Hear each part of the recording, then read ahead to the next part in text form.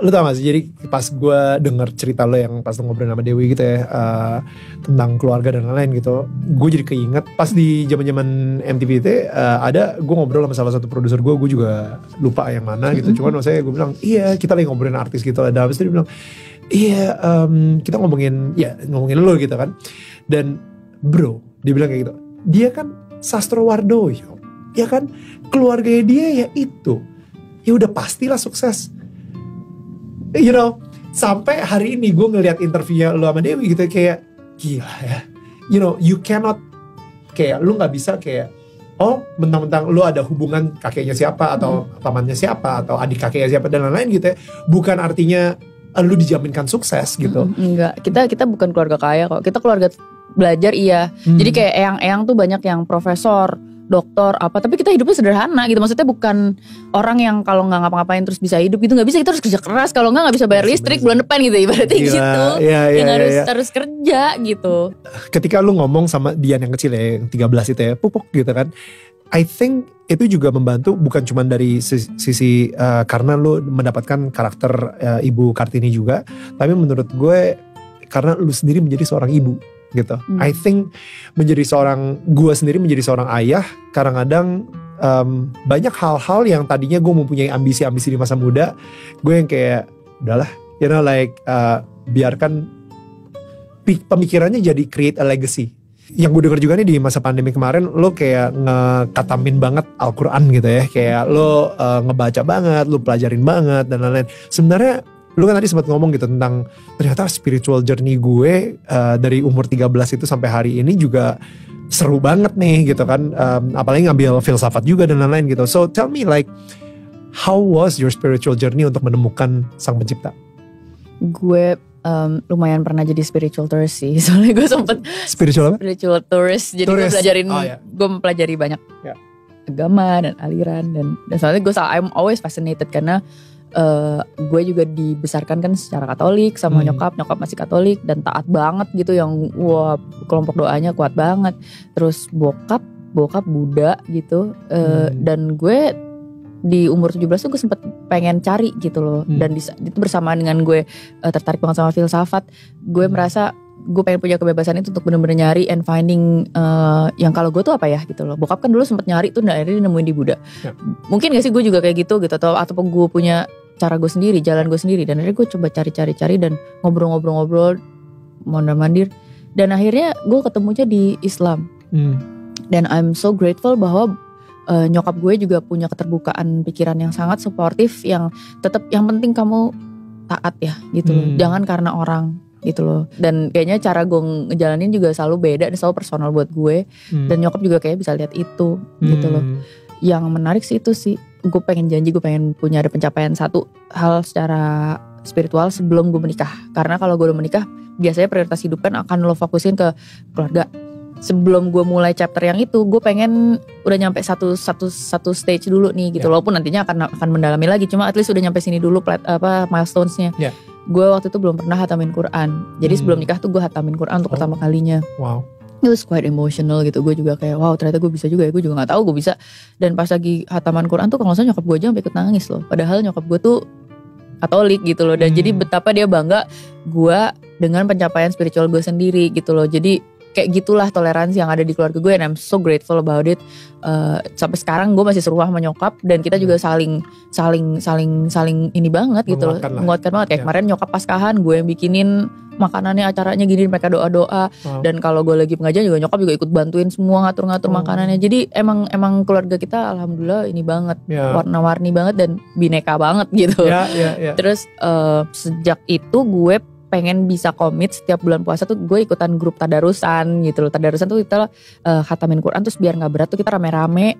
Terus itu kayak kalau misalnya di Kristen tuh kayak komselnya gitu ya, atau kalau komsel kan membahas, kalau ini baca, bener-bener dibaca, karena bacanya kan banyak tuh, bab, berapa ratus halaman gitu.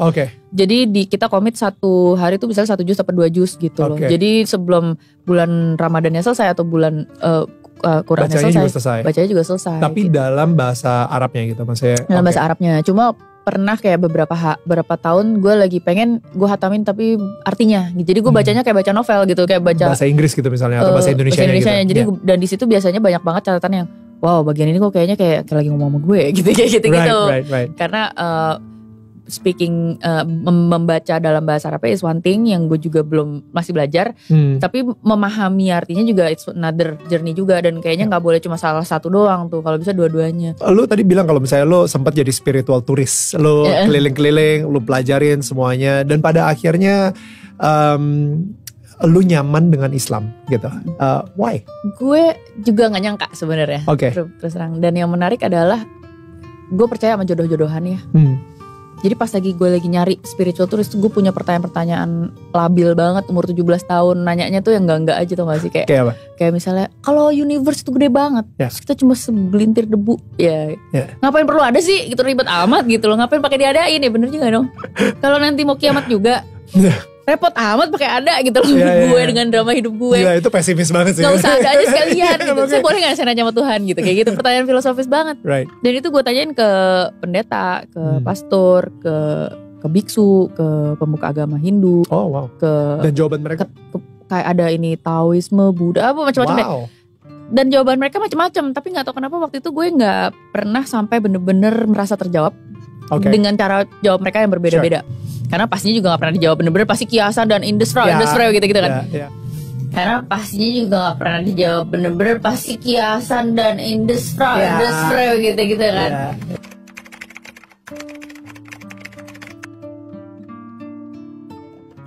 Cuma ada satu yang gue gak nyangka banget adalah tante gue tuh ngajakin gue ke pengajiannya dia. Terus di situ ada Pak Ustadz yang lumayan pembahasannya tuh logis banget gitu loh. Gue anak filsafat, gue perlu yang logis gitu kan.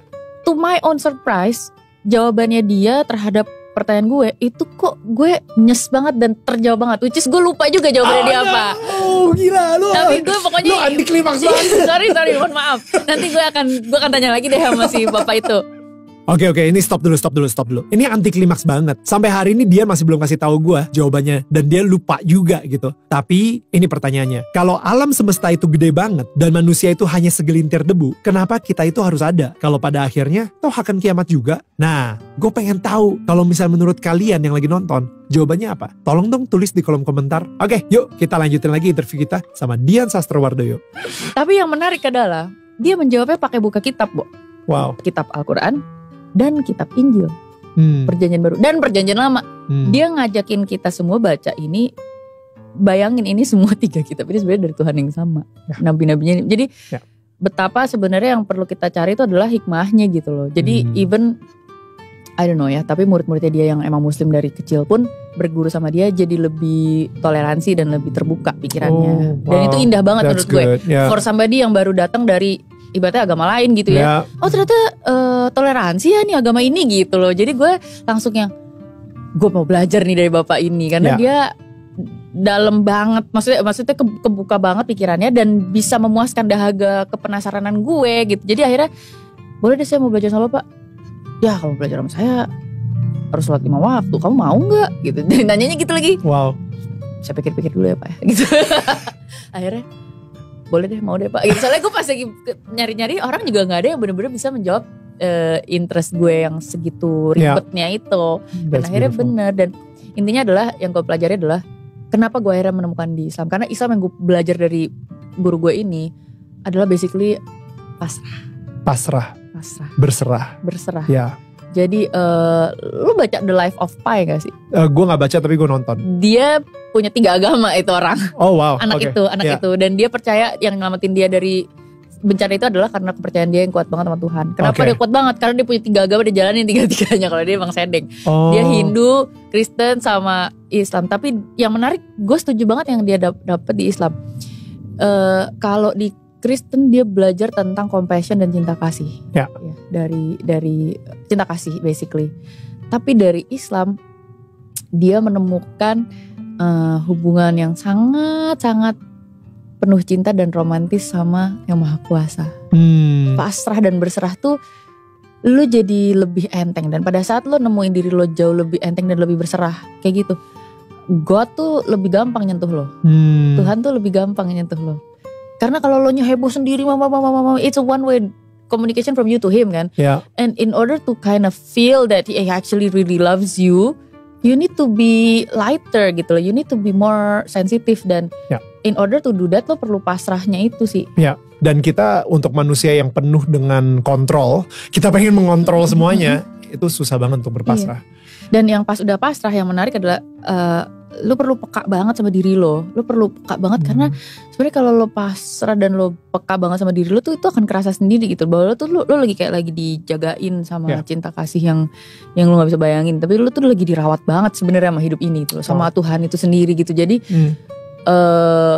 dan this religion teaches me to realize it gitu loh. Wow. In this religion, gue dikasih bantuan lagi untuk dan struktur untuk bisa mendisiplinkan diri lo untuk komunikasi lebih sering lagi. Wow. Sehari aja 5 kali gitu loh. Dan kalau bisa sehari itu 5 kalinya tuh, kalau yang jadi challenge buat gue adalah gimana caranya memaintain intensity-nya. The kind of kesyahduannya, gimana sih kekusyuannya itu. Jangan cuma jadi olahraga ritual gitu loh, yang justru lo nggak boleh hilangin itu. Nah itu kan berarti lo harus disiplin fokus banget sama main lo. Lagi begini-begini tiba-tiba lo mikir abis ini udah bayar cicilan rumah belum, yang gini-gini kan ribet ya bawa ibu-ibu kan. Itu yang kedisiplinan kayak orang meditasi gitu loh. Betul. Jadi sebenarnya kayak I kinda get itu yang disiplin yang bokap gue dulu punya dalam agamanya dia. Kan untuk ngediemin pikiran, untuk dia fokus kepada satu hal yang penting. Nah mungkin gak sih gue punya konsen dan fokus yang sama di dalam ibadah gue gitu loh. Jadi sebenarnya kalau dijalanin intinya bagaimana ya mestinya begitu gitu. That's so beautiful. Dan akhirnya sekarang nih hubungan lu dengan Allah sendiri tuh seperti apa? I have to say naik turunnya. Kadang-kadang lo lagi duniawi banget, anjrit gue kayak kakus. Lu menjauh gitu kan. Karena lo lebih sibuk ngurusin segala macam yang duniawi. Cuma kalau lagi bener-bener intens gue pernah berkali-kali gitu ya. Jadi gue ngerasa lagi bener-bener jatuh banget, lagi ketakutan banget, asli gue udah nggak tahu mau minta tolong sama siapa, dan kayaknya orang juga nggak tahu sebenarnya gue lagi ketakutan banget dan lagi perlu ditolongin banget, and there's nowhere else to go. Lu cuma ngomong dalam hati, ya Allah tolongin saya dong, I know you hear me gitu loh. In your desperate attempt, you're talking to somebody that you need to know that he hears you back gitu loh.